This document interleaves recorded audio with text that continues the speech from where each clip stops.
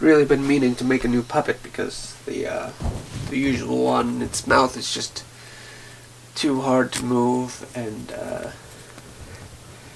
lip sync, and also the upholstery is kind of shoddy, and so the craft and fabric store just down the street, it's going out of business, which is bad, but it's actually also good because it means everything's on sale. And so that means I've got all the materials I can make for it. But I'm currently saving up all my money so that I can go on an art study trip, field trip. Well, I mean, that's already paid for, but I'm saving up money for souvenirs and stuff. And so I'm just making a really El Cheapo version right now. Boom, a skunk puppet made out of discounted Webkinz. Well, my character has 4 eyes, and I don't really have glasses this small. So, boom, goggles. And actually, I'm still missing an iconic character component, so.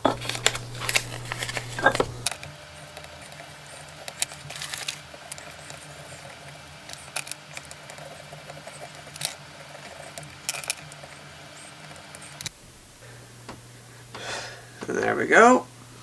It's $4.23 plus $1.69. That's how much this whole ensemble cost me.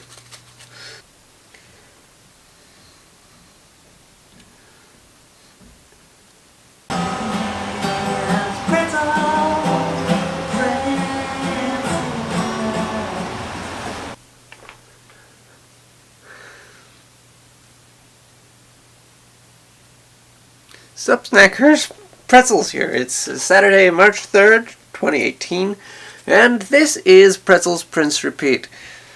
I'd been going to talk about Black Panther last time, and I still want to do that, but meanwhile, Marvel made this announcement re-Infinity War that is coming out a week earlier in the States, so it premieres the same day everywhere, and that's awesome. And speaking of premieres, I'm in a movie which premiered last night.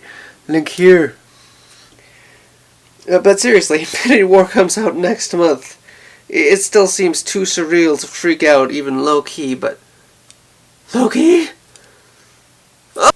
And Black Panther is out right now, though, and it's like smashing box office records or something. I mean, it is, but the or something is over the phrasing of that. Smashing? It's not a Hulk movie, and Nigel Thornberry raises too many colonialism questions. But it really is smashing the records. What I want to do is talk about Black Panther. He likes cats. I want to know more.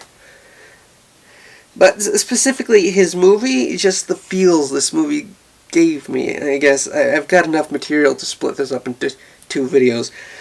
One thing that I've noticed, Marvel movies are becoming not only increasingly pretty, but also increasingly wise. It's still not my favorite Marvel Cinematic Universe movie. That's probably maybe Avengers 2 or Guardians 2. Maybe Black Panther 2 will join these ranks, but, gave me so many feels.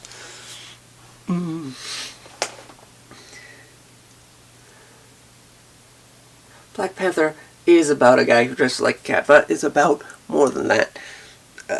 Fellow MCU member Guardians of the Galaxy is a perennial furry favorite, not just because of Rocket, but because of its themes of isolation and misfitship and finding camaraderie in unlikely places.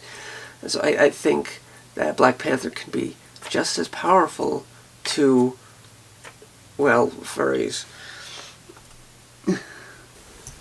I don't think anyone considers Black Panther like an anthro. It's the tail man. He doesn't have a tail. It's all in the tail. The real thing that draws me into this movie is Wakanda, the country itself. Well, not the country itself, but the idea of it. We are Wakanda, right?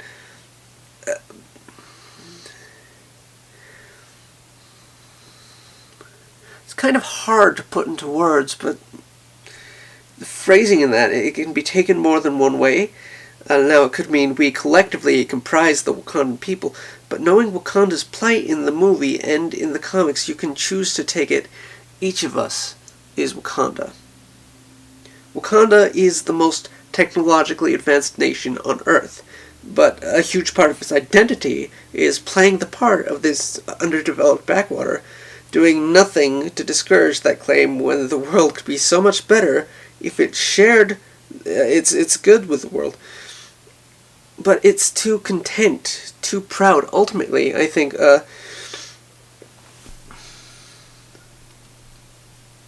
too afraid of the world, right? And that's me. And that's you too, definitely, probably, but I can't speak for your experience.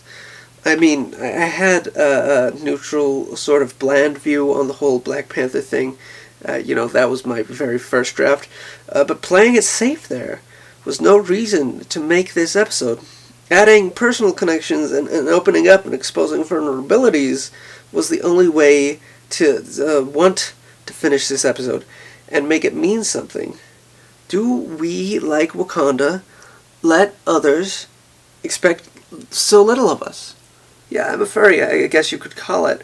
I love animals and everything about them, and I draw anthropomorphic art. I think some really vibranium quality stuff, but I don't share it with anybody. It's just like admitting that part of my life, admittedly a small part, would be too much. I was watching this video on Vimeo earlier today. Maybe I'll track it down and post it up here or post the link down here. But it wasn't anything special. It was just these fursuiters dancing, and it was awesome, and they were good. But that's not me. As sweet as it would be to be able to dance like that, and the key seems to be fluid timing but tight posing. So.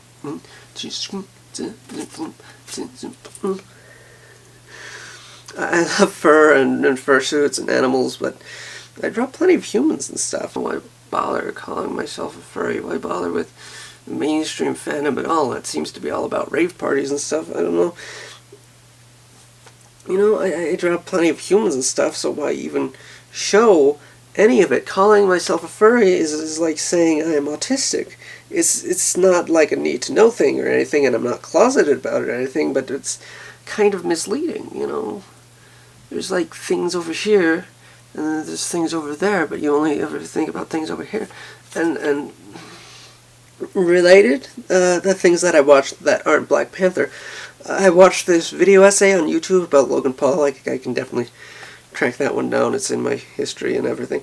Logan Paul and why he puts up such horrific content without seeing anything wrong with it. It's here if you're interested. Definitely track it down. And the end effect is Logan Paul, he's not afraid to put himself out there. But you get the impression he's incapable of being really honest with his feelings at the same time. And I could never get famous that way. Not that I even want to be famous, but I need to be honest in order to have anything that's worth sharing. I'm like an armadillo. And it's against my armadillo nature to do anything other than curl up when anything gets too close.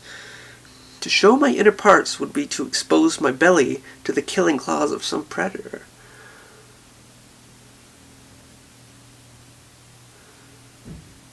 I don't want to do that, but I'm not an armadillo, really.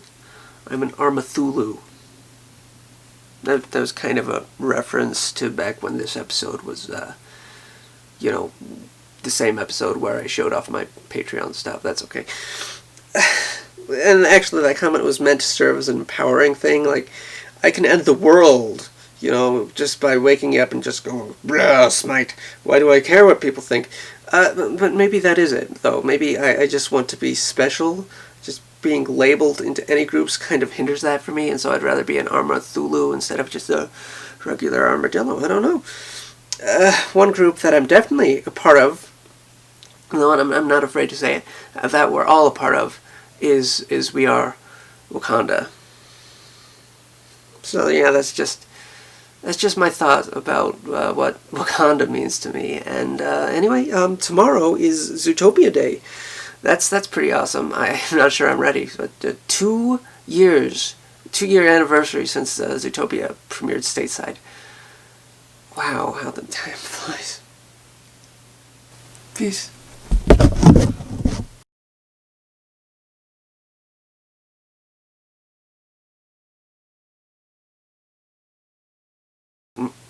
Just